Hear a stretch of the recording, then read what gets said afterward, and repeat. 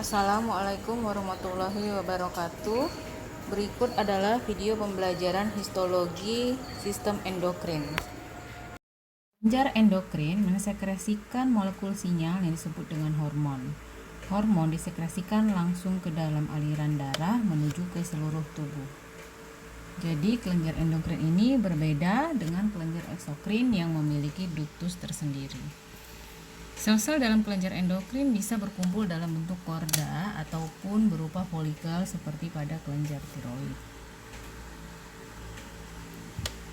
Ada beberapa kelenjar endokrin yang tersebar di seluruh tubuh, mulai dari hipotalamus, kelenjar pituitari atau kelenjar hipofisis, jantung, kelenjar adrenal, ginjal, kelenjar pineal, tiroid, timus, sel-sel endokrin dalam sistem gastrointestinal, pankreas, testis, dan juga ovarium pada wanita. Pada topik ini kita akan membahas beberapa kelenjar. Yang pertama adalah kelenjar pituitari atau kelenjar hipofisis. Kelenjar hipofisis terbagi menjadi dua, yaitu bagian anterior dan bagian posterior. Bagian anterior disebut juga dengan adenohipofisis, sedangkan bagian posterior disebut juga dengan neurohipofisis. Bagian anterior hipofisis terbagi menjadi 3 pars, yaitu pars tuberalis, pars intermedia, dan pars distalis. Bagian posterior terbagi menjadi daerah infundibulum atau infundibular stalk dan pars nervosa. Berikut adalah pembentukan atau embriogenesis dari kelenjar pituitari. Di bawah mikroskop, kelenjar pituitari atau kelenjar hipofisis bisa terlihat secara kontras. Bagian adenohipofisisnya berwarna lebih gelap dibandingkan bagian neurohipofisis. Ini adalah pars tuberalis dari adenohipofisis. Ini adalah pars intermedia yang memiliki banyak folikel-folikel dan pars distalis. Sedangkan yang di sebelah kanan yang berwarna terang ini adalah infundibular stalk, dan yang ini adalah pars nervosa dari neurohipofisis. Berikut adalah gambaran sistem portal antara hipotalamus dan hipofisis, di mana hormon-hormon yang dihasilkan oleh kelenjar hipotalamus akan dirilis melalui hipofisis. Adenohipofisis atau anterior pituitary. Yang akan kita bahas terlebih dahulu adalah pars distalis. Pars distalis memiliki 3 jenis sel, yaitu sel asidofilik yang berwarna kemerahan, sel basofilik yang berwarna keunguan, dan sel-sel kromofobik yang tidak menyerap zat warna atau berwarna lebih pucat. Pada gambar B bisa kita lihat juga dengan perbesaran yang lebih kuat. Berikut adalah sel-sel asidofilik, sel basofilik, dan sel kromofobik. Dan pada gambar C dengan pewarnaan khusus bisa kita bedakan juga ketiga jenis sel tersebut. Sel-sel asidofilik adalah sel yang mensekresikan hormon somatotropin dan momotropin, sedangkan sel basofilik adalah sel yang mensekresikan gonadotropin, kortikotropin, dan tirotropin. Berikut adalah tabel deskripsi dari sel-sel yang telah dijelaskan sebelumnya dan hormon yang dihasilkan. Berikut adalah gambaran dari hubungan antara hipotalamus dan hipofisis serta target organ yang akan menjadi sasaran kerja hormon-hormon yang dihasilkan oleh kelenjar tersebut. Seperti pada gambar ini terlihat target organ dari hipofisis ada tiroid, kelenjar pada payudara, testis, kelenjar adrenal, kemudian sel-sel lemak, dan juga melanosit pada kulit. Adenohipofisis pars tuberalis. Pars tuberalis adalah bagian yang kecil dan sempit pada bagian atas dari hipofisis anterior. Bagian ini mensekresikan FSH dan juga LH, dan sel-sel tersebut termasuk sel yang basofilik gonadotropik.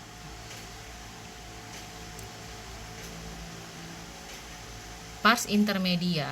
Pars intermedia berada di antara pars distalis dan pars nervosa dari neurohipofisis. Pada bagian ini kita bisa melihat banyaknya koloid-koloid yang merupakan sisa dari embriogenesis hipofisis. Bagian intermedia ini mensekresikan hormon MSH atau melanocyte stimulating hormone, dan sel-selnya adalah jenis yang basofilik. Berikut adalah tabel deskripsi dari hormon yang dihasilkan oleh adenohipofisis. Adanya negatif feedback pada anterior hipofisis mengakibatkan hormon-hormon saling berkaitan dan regulasinya bergantung antara satu hormon dan hormon lainnya. Misalnya di sini digambarkan hipotalamus akan menghasilkan TRH atau thyrotropin releasing hormone, mempengaruhi anterior hipofisis untuk mensekresikan TSH atau thyroid stimulating hormone, dan tiroid akan mensekresikan hormon tiroid atau tiroksin. Tingginya kadar tiroksin akan menghambat sekresi dari TSH dan juga TRH oleh hipofisis dan hipotalamus. Hal inilah yang disebut dengan negative feedback. Neurohipofisis atau posterior pituitary. Neurohipofisis terdiri atas sel-sel neuron dan juga sel-sel glia yang dikenal sebagai pituisit. Terdapat suatu badan yang dinamakan neurosecretoring body seperti yang saya tunjukkan, atau disebut juga Herring bodies, yang akan mensekresikan hormon pada bagian berikut. Ada dua jenis hormon yang dihasilkan oleh posterior pituitary, yaitu vasopressin, nama lainnya adalah ADH, dan hormon kedua adalah oksitosin. Kelenjar berikutnya adalah kelenjar adrenal. Kelenjar adrenal disebut juga dengan kelenjar suprarenal karena letaknya yang berada di atas organ ginjal. Terdapat dua buah atau sepasang kelenjar adrenal di dalam tubuh kita. Kelenjar adrenal dibalut oleh jaringan lemak sehingga memiliki kapsul berwarna kekuningan, dan di bagian dalamnya terdapat daerah korteks serta medula. Daerah korteks dari adrenal terbagi menjadi 3 regio atau 3 zona, yaitu zona glomerulosa, zona fasciculata, dan zona reticularis. Di bagian dalamnya terdapat area medula yang memiliki banyak pembuluh darah. Korteks adrenal yang terbagi menjadi 3 zona tadi memiliki struktur yang berbeda. Zona glomerulosa memiliki struktur sel berupa glomerulus dan mensekresikan hormon mineralokortikoid seperti aldosteron. Zona fasciculata adalah zona yang terluas, terletak di bagian tengah, memiliki susunan sel-sel yang berbaris. Daerah ini mensekresikan hormon glukokortikoid seperti kortisol. Zona reticularis memiliki ukuran sel yang lebih kecil dan berwarna lebih gelap. Zona ini mensekresikan hormon seks steroid. Contohnya adalah androgen. Adrenal medula. Adrenal medula adalah bagian dalam atau bagian tengah dari kelenjar adrenal yang berisi sel-sel kromafin yang mensekresikan hormon terkait neuron simpatis.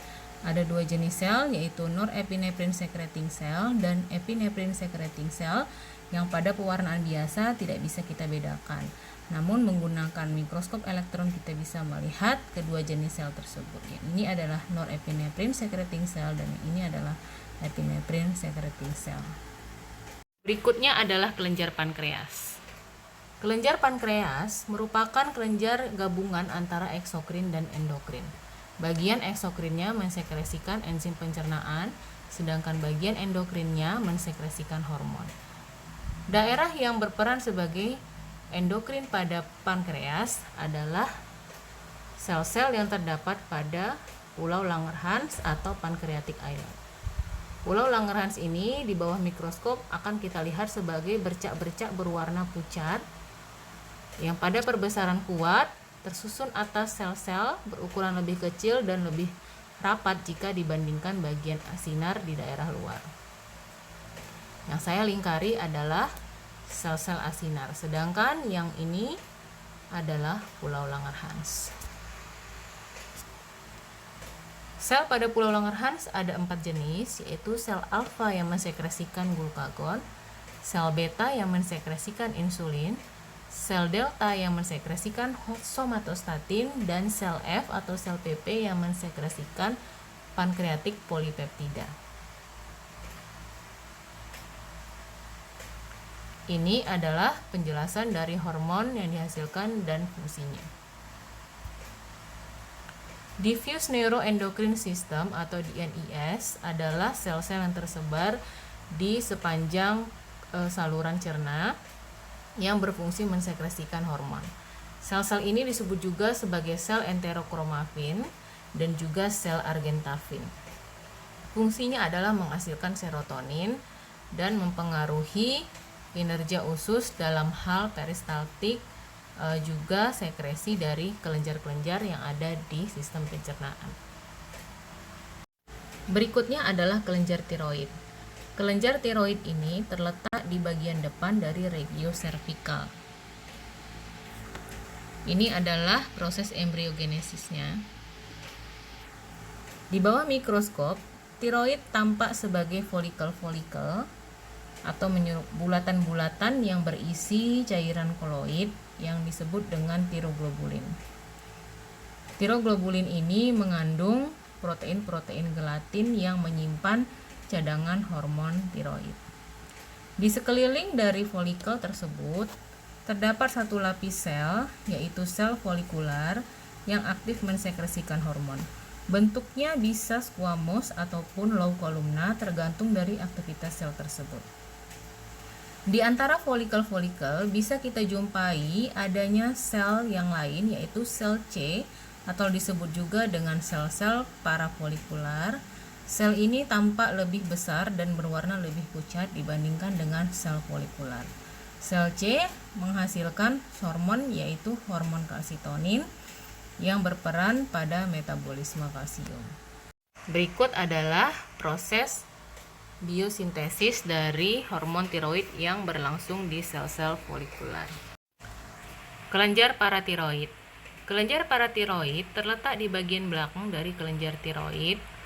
Kelenjar ini terdiri atas sel-sel prinsipal atau sel chief yang berwarna keunguan atau basofili. Sel ini mensekresikan hormon paratiroid yang berfungsi dalam metabolisme kalsium. Yang kedua adalah sel-sel oksifil yang berwarna kemerahan atau asidofilik. Ukurannya lebih besar, namun sel-sel oksifil ini tidak fungsional atau tidak menghasilkan hormon tertentu. Yang terakhir adalah kelenjar pineal, dikenal juga sebagai pineal body atau epiphysis cerebri. Sel ini merupakan neuroendokrin yang melekat pada bagian otak, yaitu di daerah ventrikel ketiga. Dilapisi oleh pia mater dan juga jaringan ikat, sel-sel pada kelenjar pineal disebut sebagai pinealocyte. Sel-sel tersebut memproduksi hormon, yaitu melatonin, yang berfungsi untuk mengatur ritme diurnal pada tubuh kita.